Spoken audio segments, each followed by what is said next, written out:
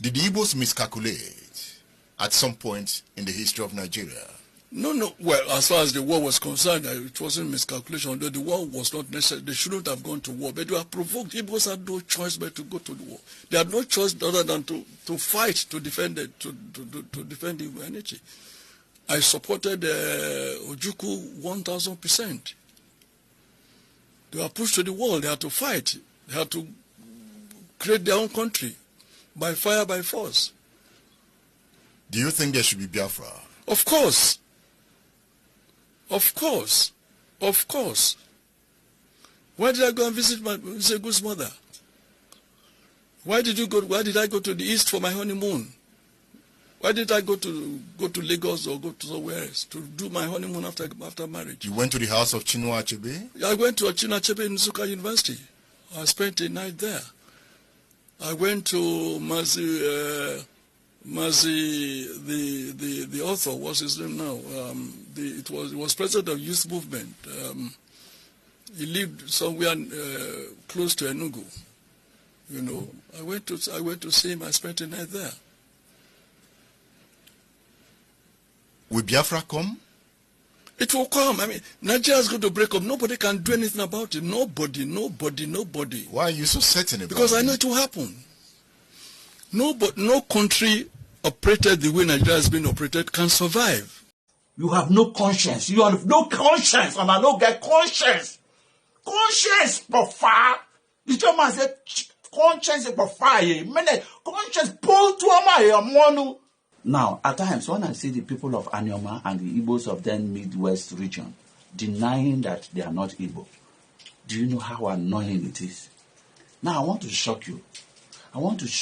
That these people actually forgot that the real problem, the entire Igbo nation is actually facing today, and the hatred, suppression that we all are facing today, including me, the Ikwere man, was actually caused and emanated from that area. Of course, as at then, there was nothing like state or regional creation.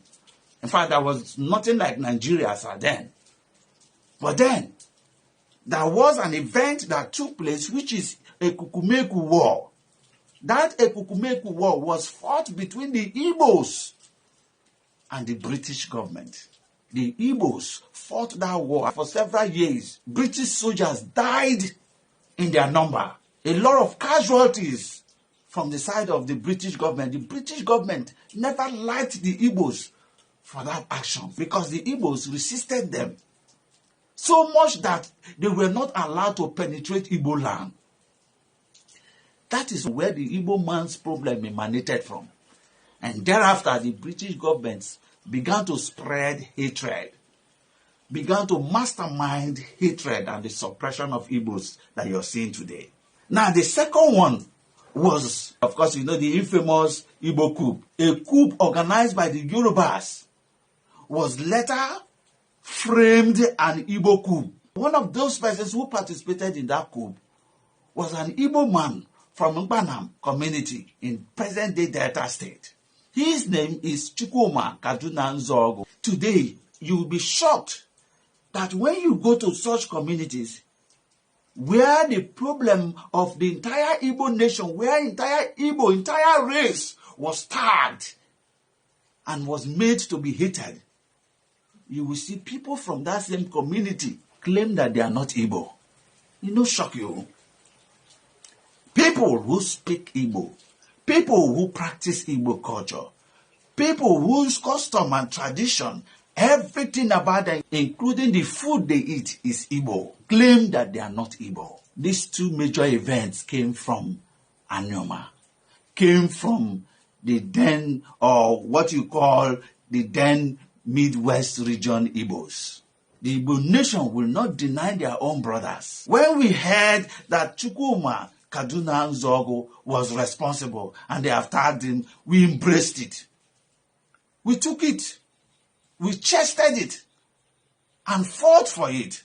For 3 years, the entire Igbo nation fought another war for 3 good years because of the problem a Delta State Igbo man from Akpanam caused on the Igbo nation. We fought 3 solid years And the casualties was more than millions.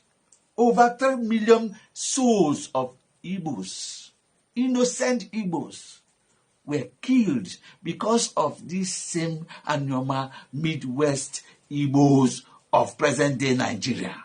And then, without conscience that these people fought for us, these people stood for us in the Kukumeku War, these same people stood for us in the Civil War, embraced what they never crowned, they never committed. They stood for us. In spite of all this, you still come today to say, I am not Igbo. When you speak Igbo, practice Igbo culture, tradition, custom, and you have the guts and the temerity with no conscience, and you say you are not an Igbo man. Then when you finish claiming that you are not an Igbo man, you still go back and commit crimes. An entire nation will still target Igbo man. And you come to tell the Igbo nation you are not an Igbo man. The one fools from Yoruba land who came to invade the Igbo territory of Idu will now be putting fire on your bottom. Tell them you are not Igbo so that you will get appointment. Tell them you are not Igbo so that you will be recuperated into the Nigerian system or whatever. Tell them you are not Igbo. You have oil pipeline contract surveillance. Tell them you are not Igbo. You become a king who will recognize you. And they are fooling you. But when you commit another crime, they all target Igbo. Thunder fire you there. Thunder fire all of you there. You have no conscience. You have no conscience. And I don't get conscience. Conscience, but far. The German said, conscience is for fire.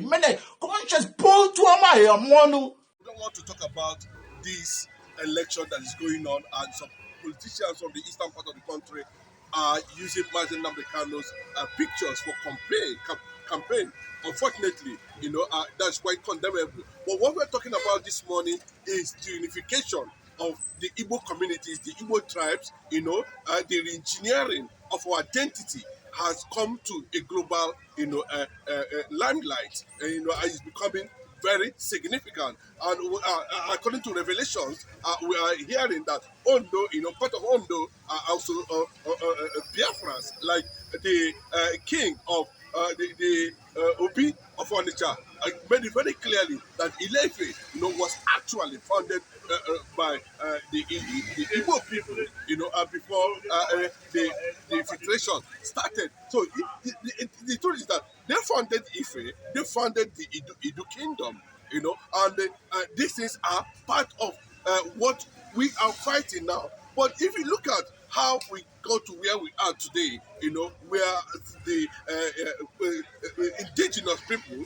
are now beginning to deny their Igbo origin, to deny their Igbo identity, to signify a certain factor, that went as further to create Igbophobia within Nigeria and outside Nigeria, to the extent, a lot of people that don't know, there's a tribe in Ghana now that is called that Igbo tribe. They originated from there, So they came there, and they moved on. They established themselves there. That's the nature it is. But when you're talking about the indigenous people, the progenitors, where they are geographically, naturally located, the Igbos currently now are over 85 million in population. Irrespective of what transpired in 1967, where over 10 million Igbos were actually killed. The restoration and the resurrection of our identity, has continued to spread among Western Igbos or Western Biafrans, or whatever you may call it. Before they used to tell you it's Midwest, all this fragmentation championed by the British government. But I'm happy now that irrespective of what we are seeing today, where a court in Canada has declared PDP and APC as a terrorist organization. And we have a Southerner too, under Goodluck Jonathan, who participated. Let us believe that Jonathan did not know, or he knew that PDP and APC are just a terrorist organization, political terrorist organization are used by the Fulani to impose political conquest on the people of Biafra, because that has always been their target. That is what the British government, the British system, actually want to see. They never fought for conquest for any tribe in Nigeria apart from the Igbo. The Igbo resisted it. That's the Ekumenic movement. They defended the Jaws. The Ekumenic movement defended the Jaws, defended the Robos, the Sekiris, the main Westerners, to the extent of the Idu Kingdom. There was no issues about that. But we cannot, because of this, not knowing fully well that these people actually came and certain things were being done, not to the detriment of ourselves. You are giving us the impression, you are giving our people who want an Igbo extermination from the surface of the earth, the impression that the Igbos, and it has a multiplying effect. When Chukwuma Zogu, who is from a western part, the so-called Midwest, Western Igbo, from Delta State, it took the life of over 10 million people. The Igbo took it upon himself that he needed to defend himself. He needed to defend irrespective of where they are, who they are.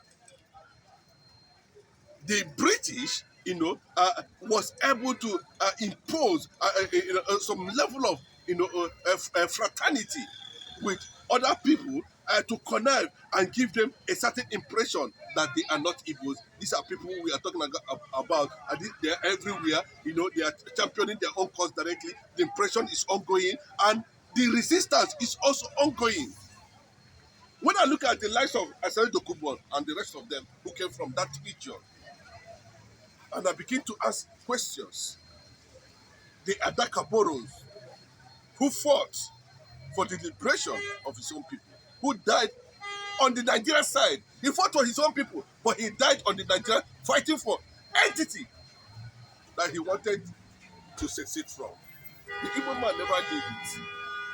You can see what Mazi Nnamdi Kanu is going through at this moment. You can see what Odumegwu Ojukwu went through. The Igbo man never gave it. So, to an extent now, but thank God for this, not an era of, waiting when the Western media are going to monopolize our brain, are going to envelop our thinking and our sentiment and reasoning and who we are and destroy our identity. The Igbo unification agenda has continued. And you begin to hear people from Ugoja artists telling you the story. We are going to ascertain anything that has brought this disunification, either by omission or by commission, to be stopped. The Yoruba man has no business in the Edo Kingdom, which is the present day Edo now. Because the Oromia they are talking about does not come from there. He invaded the Edo Kingdom, which the Igbo people have never done. The only thing they did was to stop British invasion for 35 years. They fought the British. And that was where the sentiment of Igbophobia, the hatred for the Igbo people, continued, started, originated. When Chukwuma Zogu, as they believed to have been an Igbo coup, which was not, caused by the Yorubas, we saw what happened when Awolowo was released. He turned against, even to an extent, as if he were protected. Michael Akpola was here in the western part of the country to advocate for Awolowo not to be taken to the northern prison. That he will be more safer in the southern part of the country. And that is what the likes of M.I. Obaladem did as at that time. But at the end of the day, it was used as a weapon against the Igbo people. That, of course, led to the Biafra War. It was the Yoruba people that caused the Nigerian Biafra War. But nobody wants to tell you that. So this is just the reality on ground, and the call is ongoing. The unification is necessary because it will bring about, a significant referendum and expand the Igbo people and make them look the way they're supposed to look, or who they are, where they are, how they have been, their culture and tradition. Nobody can be able to say no anymore. If you feel that you are not part and you will never be part, then what is happening in Israel will happen to you. Sudan have agreed to take up anybody there that is called Palestine. They should come bring them to Sudan. That's what will happen. Because according to Mazen Namdekano, we can never cede any of our territory to anybody, irrespective who is behind it. These are the truths the likes of Goodluck Jonathan supposed to know. But unfortunately, you can see the revelation that PDP and APC is not a political party. It is a terrorist organization.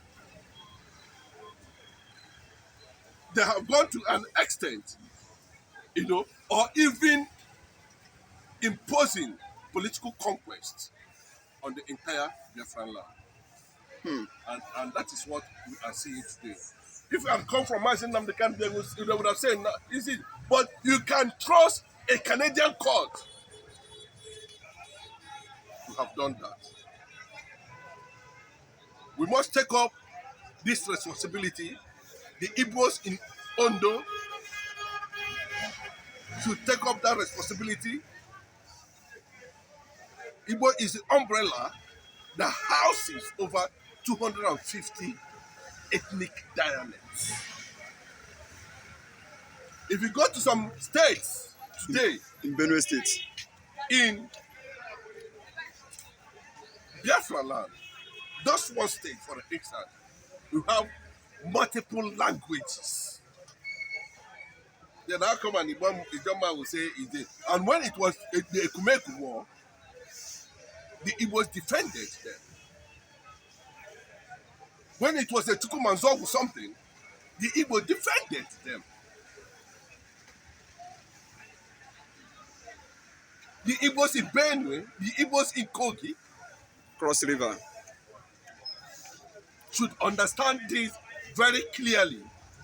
And what I'm saying in this is it has come to that point of reality because the decision of the Western world, the global world, we don't know what it is going to result any time from now because we are hearing very clearly, that a lot of things are being discussed as a result of Trump, Putin visit, meeting, conference in Alaska. A lot of things are being factored in currently now. And the Sahel states that have pulled out from ECOWAS and AU has decided to align with the reality on ground. The Russian president himself understands what Biafra represents at the end.